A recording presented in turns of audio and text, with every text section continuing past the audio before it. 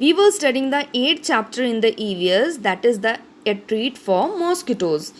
हमने इसके 3 videos study कर लिए हैं. इस लेसन को 3 पार्ट में हम स्टडी कर चुके हैं. Now we will go with the remaining section of the lesson.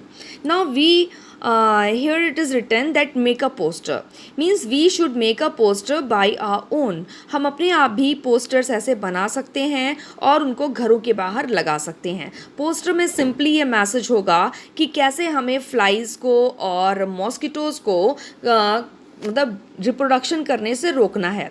Mosquito को रिप्रोडक्शन करने से रोकना है तो हमें क्या करना पड़ेगा, कूलर, वाटर टैंक और ये ड्रेन्स, इन सबको क्लीन रखना पड़ेगा, कवर्ड रखना पड़ेगा और इसमें कुछ दवाइयाँ डालनी पड़ेंगी या नहीं है कुछ तो हम ऑयल वगैरह भी डाल सकते हैं जिससे कि मॉस्किटो वहाँ पे अपने बच्चे या अपने अंडे ना दे सकें. और फ्लाइज भी हम जानते हैं, मक्खियाँ भी गंदगी में पैदा होती हैं.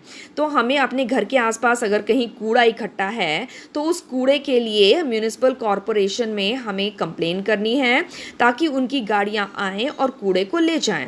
बेटा इस समय तो ज़्यादातर म्यूनिसिपल कॉरपोरेशन अपनी गाड़ियों को भेजता है और वो लोग घर घर आके कचरा मांगती हैं. So we should dump our garbage in those vehicles in the. और हमें ऐसा नहीं करना चाहिए कि हम उस टाइम पे उनको कचरा ना दें और बाद में अपने घर के पास और थोड़ा दूर जाके कचरा फेंक रहे हैं. Because wherever you are throwing this garbage there you are inviting many flies and mosquitoes and other insect. जहाँ भी आप कूड़ा फेंक रहे हैं वहाँ पे आप बहुत सारे मॉस्किटोज़ को, बहुत सारी फ्लाइज को इन्वाइट कर रहे हैं. तो इसलिए हमें ये कूड़ा नहीं फैलाना है बल्कि म्यूनिसिपल कॉरपोरेशन की जो गाड़ियाँ आती हैं उन्हें कचरा देना है. वो उसे शहर से दूर ले जाके डंप करते हैं. In your group, make a poster with a message to keep the cooler, tank, drains and the area clean. Whatever water collects, मतलब हमको कहीं भी water collect होने नहीं देना है. Put up your posters in and around your school. Find out who is responsible for keeping the area around your school clean. Write a letter from your class reporting your findings and suggestions and find out to whom the letter should be written and to which officer it should be sent. मतलब आपको अपने school के आसपास भी देखना चाहिए और फिर आप अपने आप लेटर बनाइए और बताइए कि यहाँ यहाँ ये वाटर कलेक्टेड है और आगे प्रॉब्लम हो सकती है. तो वो लेटर पहले अपनी क्लास टीचर को फॉरवर्ड करिए, क्लास टीचर प्रिंसिपल को देगी और प्रिंसिपल फिर जो रिगार्डिंग म्यूनिसिपल ऑफिसर्स होंगे उन्हें वो लेटर फॉरवर्ड करेंगे. और इस तरह से आपके स्कूल के आसपास कहीं भी पानी या कचरा इकट्ठा नहीं हो पाएगा. क्योंकि बेटा आप लंबा समय तो स्कूल में भी बिताते हो, तो स्कूल में भी कोई मच्छर आपको काट सकता है, आपके खाने पे कोई मक्खी बैठ सकती है और आप इससे सिक हो सकते हैं. हो सकता है आपके स्कूल में पीने का पानी ही कंटामिनेट हो जाए. तो इसके लिए हमें स्कूल के आसपास भी सफाई करनी है और इसके रिगार्डिंग एक आप लेके पहले तो एक सर्वे करना है कहाँ कहाँ वाटर कलेक्टेड है. उसके बाद उसके बारे में जानकारी देनी है, एक लेटर बनाना है, टीचर को देना है and then teacher will do whatever is needed. Now the survey report. Some children did this survey. Here are some of their reports. अब देखिए यहाँ ग्रुप 1 एंड ग्रुप 2 ने सर्वे किया तो क्या रिपोर्ट मिली. We found something green around the taps in our school which is called algae. Due to algae a kind of plant. It had also become slippery there. The algae spreads a lot during the rainy season. We think that they are some kind of small plants that grow in water. देखो group 1 ने जब study किया तो वहाँ देखा जहाँ पे पानी है वहाँ पे कुछ ग्रीन ग्रीन सा उगा हुआ है. ये भी बेटा बहुत छोटे प्लांट होते हैं जिन्हें एल्गी कहते हैं और एक पर्टिकुलर क्वालिटी के एल्गी जो होते हैं वो ज़मीन को थोड़ा स्लिपरी बना देते हैं, फिसलने वाला बना देते हैं. तो बेटा वहाँ पे जहाँ पे एल्गी कहाँ होंगे, जहाँ पानी थोड़ा सा होगा, तो ये एल्गी जहाँ पर हैं तो वहाँ पे एल्गी के होने से तो हमें कोई नुकसान नहीं क्योंकि एल्गी तो रिप्रोडक्शन करते हैं, फोटोसिंथेसिस करते हैं और ऑक्सीजन रिलीज़ करते हैं. बट एल्गी के साथ साथ वहाँ पे नमी होने की वजह से मॉस्किटोज़ भी वहाँ पे अपने अंडे दे सकते हैं. तो हमें उस जगह को सूखा रखना है, वहाँ पे कुछ ऐसी मेडिसिन डालनी है, कुछ ऐसी दवाइयाँ, पेस्टिसाइड्स डालने हैं ताकि मॉस्किटो वहाँ पे सर्वाइव ना कर पाए. Now the group 2. There is a pond near the school. At first you can not see the water in the pond as it is completely covered with plants. One auntie told us that these plants have grown themselves in water. Around the pond there are pits full of water. We also saw some larvae in the water. As we moved around, lots of mosquitoes flew from the plants growing around. Jaskirat feels that there are so many mosquitoes in her house because of this dirty pond nearby. अब देखिए दूसरे group ने जब सर्वे किया तो उन्होंने देखा एक पॉन्ड है जो स्कूल के बिल्कुल पास है। अब पॉन्ड पूरा पानी से ढका हुआ है। अब देखिए पानी में और हमारे सड़क के किनारे जो प्लांट्स होते हैं वो जनरली जंगली प्लांट्स होते हैं, वाइल्ड प्लांट्स होते हैं। उन्हें किसी को ग्रो करने की ज़रूरत नहीं होती, वो अपने आप से ग्रो कर जाते हैं। कहीं भी सीड्स उड़ के आते हैं और इस तरह से वो प्लांट ग्रो कर जाते हैं। अब इन प्लांट के ग्रो करने पे तो हमें फ़ायदा है, लेकिन इन प्लांट के साथ साथ उसने वहाँ पे देखा कि बहुत सारे मच्छर उनकी ओर उड़ के आ रहे थे। It means some mosquitoes are also reproducing there over and they are also increasing their number. तो प्लांट तो हमारे लिए अच्छे हैं, वो तो फोटोसिंथेसिस कर रहे हैं, वो तो ऑक्सीजन एटमॉस्फेयर में फैला रहे हैं, लेकिन ये मच्छर साइड बाय साइड वहाँ ग्रो कर रहे हैं, रिप्रोडक्शन कर रहे हैं, अंडे दे रहे हैं, और इनकी पॉपुलेशन की वजह से वहाँ आसपास के एरिया में डिफरेंट डिजीजेस हो रही हैं। तो फिर हमें क्या करना है, पॉन्ड में कुछ ऐसी फिशेस को इंट्रोड्यूस करना है जो सारे मॉस्किटो के लार्वा को खा जाए, या फिर पॉन्ड में म्यूनिसिपल कॉरपोरेशन को बोल के कुछ दवाइयाँ डलवानी है जिससे प्लांट को तो कोई नुकसान ना हो, लेकिन जो मच्छर के लार्वा हैं वो मर जाएं। Is there a pond or river around your house or school? Look around and observe these things. अब आपके घर के आसपास या स्कूल के आसपास कोई ऐसी नदी या पॉन्ड है तो उसमें ये चीज़ें ऑब्जर्व कीजिए। Can you see algae in and around the water? Where else have you seen algae? अब देखिए बेटा, हम एल्गी के बारे में बात करते हैं। एल्गी ग्रीन प्लांट्स होते हैं और बहुत छोटे छोटे होते हैं। आप और कुछ ग्रीन प्लांट्स जो होते हैं ये इसमें थोड़ा सा स्लिपरीनेस भी होती है, फिसलन भी होती है। ये ज़्यादातर जो सीलन वाली दीवारें होती हैं या फिर कहीं पानी जहाँ पे है, पूरे भरे पानी में नहीं होंगे, लेकिन पानी के किनारे किनारे, स्टेयर्स पे और पानी के घाट के किनारे किनारे ये काई हो जाती है। ठीक है, तो ये इसको हम लोग कॉमन लैंग्वेज में काई बोलते हैं। वैसे ये हमारे लिए अच्छी है क्योंकि एक तो आपको बस फिसलने की प्रॉब्लम हो सकती है, लेकिन अगर आप संभल के चलें तो इस एल्गी के कारण ही फोटोसिंथेसिस बहुत ज़्यादा होता है और एटमॉस्फेयर में ऑक्सीजन रिलीज हो रही है। लेकिन इन एल्गी के साथ साथ वहाँ पे मॉस्किटो भी डेवलप कर सकते हैं, तो उसके लिए हमें अवेयर रहना है। बट ये एल्गी एक और प्रॉब्लम हो सकती है क्योंकि ये एल्गी कभी कभी स्लिपरी होते हैं, तो अगर हमारा पैर उन पे पड़ गया तो हम फिसल भी सकते हैं और हमें चोट भी लग सकती है। बाकी हमें एल्गी से कोई नुकसान नहीं होता। Are these plants growing on the site or in water? Find their name. Draw some of these in your notebooks. बेटा, I sent you the pictures of some of the algae. Algae कई quality के होते हैं।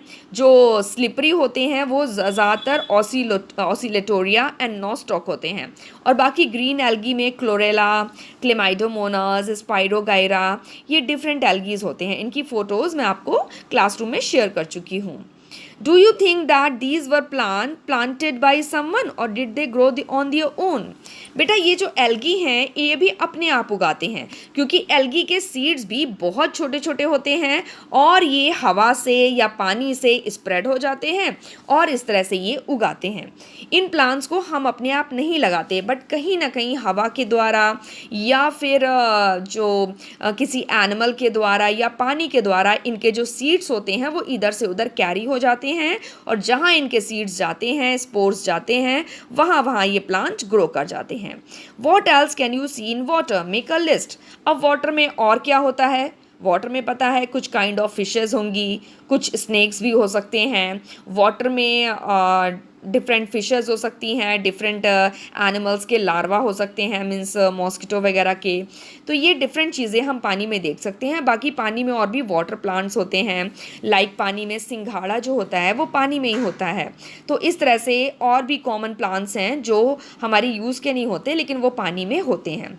Greenery से हमें कोई नुकसान नहीं, ग्रीनरी कहीं भी है, पानी में है या ज़मीन पे है, वो हमारे लिए अच्छी है। बट ग्रीनरी के साथ साथ जो मॉस्किटो और जो इंसेक्ट जो डेवलप होते हैं, वो जो रिप्रोड्यूस करते हैं, वो हमारी हेल्थ के लिए अच्छे नहीं होते।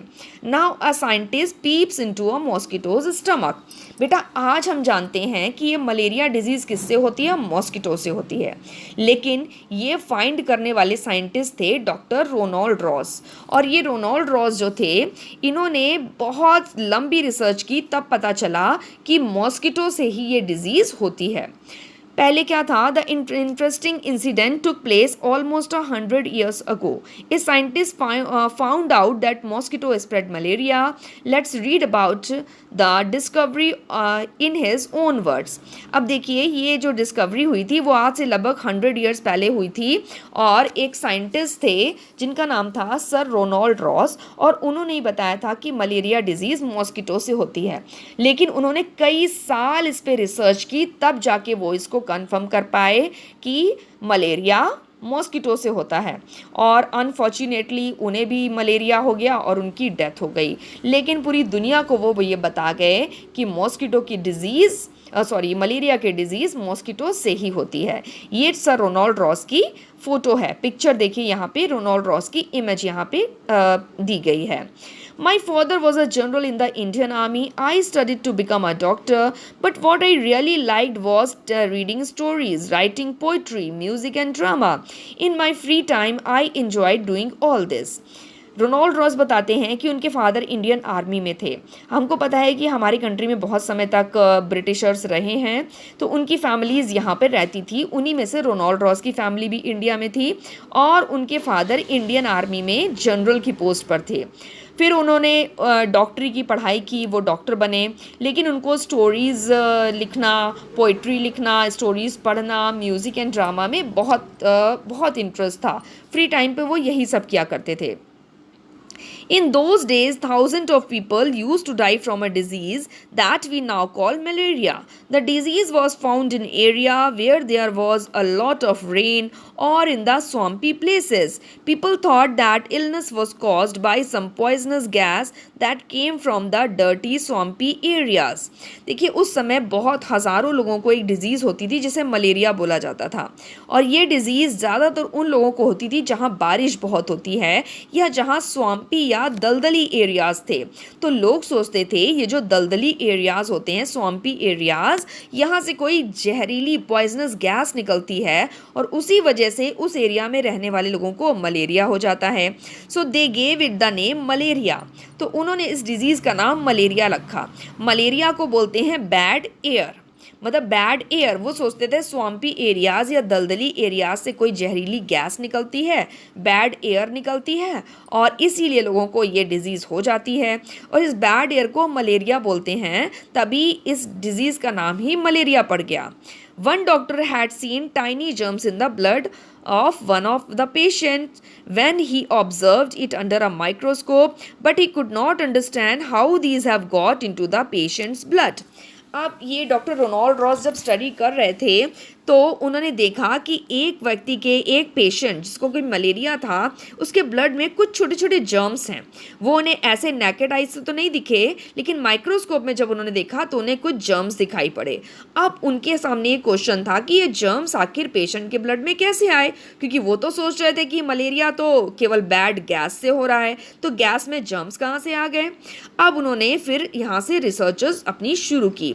My professor had some ideas about this. I think that these may be carried by some kind of mosquitoes. As a student, I spent all my time chasing mosquitoes to catch and observe. अब उनके जो professor थे उन्हें कुछ idea हुआ कि ये जो जर्म्स हैं ये ज़रूर मॉस्किटो ने कैरी किए हैं। कुछ विशेष टाइप के मॉस्किटो हैं जिन्होंने ये जर्म्स कैरी किए हैं, और इसी से पेशेंट्स को मलेरिया हो गया है। तो इनको भी उनकी बात सही लगी, तो वो पूरा दिन मॉस्किटो को पकड़ने के लिए उनका पीछा करते थे, उनको पकड़ते थे और फिर मॉस्किटो को ऑब्जर्व करते थे। I use to carry empty bottles and chase mosquitoes after mosquito. वो खाली बोतल में मॉस्किटो को पीछे पढ़ के पकड़ लेते थे। Then we would put the mosquitoes into a mosquito net in which there was a patient of malaria. तब वो जो पकड़े हुए मॉस्किटो होते थे उनको एक पेशेंट की मॉस्किटो नेट के अंदर डाल देते थे। जो मलेरिया का पेशेंट होता था उसकी मॉस्किटो नेट यानी मच्छरदानी के अंदर वो इन मॉस्किटो को डाल दिया करते थे, ताकि इन मॉस्किटो की बॉडी में पेशेंट से के ब्लड से मॉस्किटो के मतलब मलेरिया के जर्म्स मॉस्किटो में आ जाएं। The mosquitoes would have a feast.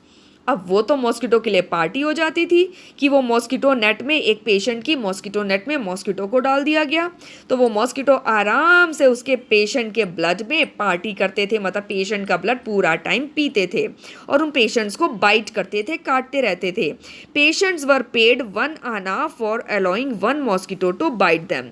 और हर पेशेंट को इन मच्छरों से बाइट करवाने के लिए, कटवाने के लिए 1 आना ये डॉक्टर्स पे करते थे, क्योंकि उन्हें एक्सपेरिमेंट करने थे। तो वो देखना चाहते थे कि मॉस्किटो की बॉडी में ये जर्म्स कैसे आते हैं। तो इसी को कंफर्म करने के लिए उन्होंने पेशेंट्स की मॉस्किटो नेट में एक अगर मच्छर इंट्रोड्यूस कर रहे हैं तो उस पेशेंट को ही वो 1 आना पे करते थे कि वो तभी वो मॉस्किटो से खुद को कटवाने की परमिशन देता था। I will always remember those days at the hospitals of Sikandrabad, how we used to cut open the mosquito's stomach and peep into it. अब वो फिर क्या करते थे, ये जो उनके एक्सपेरिमेंट थे वो एक सिकंदराबाद के हॉस्पिटल में थे। सिकंदराबाद के हॉस्पिटल में ही वो अपॉइंटेड थे और वहीं ये सारे एक्सपेरिमेंट करते थे। और वो कैसे मॉस्किटो जो मॉस्किटो पेशेंट को बाइट करता था उसके स्टमक को वो माइक्रोस्कोप से ऑब्जर्व करते थे कि कहीं उसके मॉस्किटो के अंदर वो उनको जर्म्स मिल जाएं। I would spend hours and hours bent over the microscope. अब उनको कई घंटे तक वो माइक्रोस्कोप में बेंट मतलब झुके हुए कई घंटे तक मॉस्किटोज को ऑब्जर्व करते रहते थे। By night my neck would be stiff and my eyes could not see clearly. और रात होते होते उनकी आंखों से जैसे उनको दिखना बंद हो जाता था और इनकी नेक बिल्कुल दर्द होने लगती थी, स्टिफ हो जाती थी बहुत। I used to be very hot. It used to be very hot, but we dared not fans ourselves. मतलब वो बहुत गर्मी भी उनको लगती थी लेकिन वो खुद को पंखा भी नहीं करते थे। मतलब इतना उनको इस नॉलेज को गेन करने का नशा था कि उन्हें पंखा वंखा भी खुद को वो नहीं करते थे। As all the mosquitoes would fly off in the breeze once I also fell ill with malaria. और वो पंखा इसलिए भी नहीं करते थे कि अगर वो पंखा करेंगे तो ये मॉस्किटो क्या होंगे, उड़ जाएंगे, हवा के साथ वो मॉस्किटो भी उड़ जाएंगे। तो वो क्या करते थे, गर्मी बर्दाश्त करते रहते थे बट पंखा भी नहीं करते थे और बाद में उनको भी मलेरिया हो गया। सर रोनाल्ड रॉस जो डॉक्टर थे उनको भी मलेरिया हो गया। I spent month like this with microscope but could not find anything. अब कई महीने वो उन्होंने इस तरह से माइक्रोस्कोप पर कई मॉस्किटोज को ऑब्जर्व किया बट उन्हें कुछ नहीं मिला। वन डे वी कॉट, लेकिन एक दिन उनको मिल गया। A few mosquitoes that looked different, they were brownish with spotted wings. उन्हें कुछ मॉस्किटोज मिले जो कि थोड़े भूरे थे और उनके विंग्स स्पॉटेड थे, मतलब उनके विंग्स में स्पॉट बने हुए थे और उन मॉस्किटोज के अंदर मलेरिया के जर्म्स उनको मिल गए। I looked closer, I saw that these tiny germs looked just like the ones that I found in the blood of the malaria patient. अब उन्होंने देखा इन मच्छरों के ब्लड में जो जर्म्स थे ये बिल्कुल वैसे ही थे। इन मच्छरों के स्टमक में जो जर्म्स थे वो बिल्कुल वैसे ही थे जैसे उन्होंने एक मलेरिया पेशेंट के ब्लड में देखे थे। अब इनको कंफर्म हो गया कि ये मलेरिया जो है इन्हीं मच्छरों ने फैलाया है, लेकिन उन्हें पता चला कि कुछ डिफरेंट वैरायटी के मच्छर ही मलेरिया फैलाते हैं। At last we had the proof mosquito did spread malaria. और इस तरह से लास्ट में ये प्रूफ मिला कि मॉस्किटो ही मलेरिया को स्प्रेड करते हैं। In December 1902 Ronald Ross got the highest award for the discovery, the Nobel prize for medicine. In 1905 even as he lay dying, Ross' last words were, I will find something new. अब Ronald Ross की death भी हो गई। उनको 1902 में जो highest award होता है साइंस का, तो मेडिसिन का हाईएस्ट अवार्ड नोबेल प्राइज़ मिला। अब 1905 में जब उनकी डेथ भी हो गई, लेकिन वो मरते मरते उनके लास्ट वर्ड यही थे कि मैं कुछ और खोजूंगा। शायद वो ज़िंदा रहते तो वो और भी ज़्यादा जानकारियाँ प्राप्त करते और भी चीज़ें पहले पता चलती। So what we have learned, what can you do what can you do so that mosquito do not breed in your house, school and neighborhood? How can you find out if someone has malaria? अब बेटा आपके आसपास mosquito breed ना करें, reproduction ना करें, इसके लिए हमें क्या करना है? कहीं भी पानी को इकट्ठा होने नहीं देना है, और अगर कहीं भी पानी है तो वहाँ पे हमें ऑयल डालना है या फिर पेस्टिसाइड्स डालनी है जिससे कि वो मॉस्किटो के बेबीज़ मर जाएं। और अगर किसी को मलेरिया हो जाए तो फिर क्या करना है? How can you find out if someone has malaria? और आपको कैसे पता चलेगा कि किसी को मलेरिया हो गया? तो अगर किसी को फीवर आ रहा है और वो ठीक नहीं हो रहा है तो तुरंत ब्लड टेस्ट कराना होगा, तब हमें पता चल पाएगा कि किसी को मलेरिया है या नहीं है। Okay, so it's all about the chapter 8. We have completed chapter 8. Now in the next video we will discuss about the chapter 9. Okay, thank you.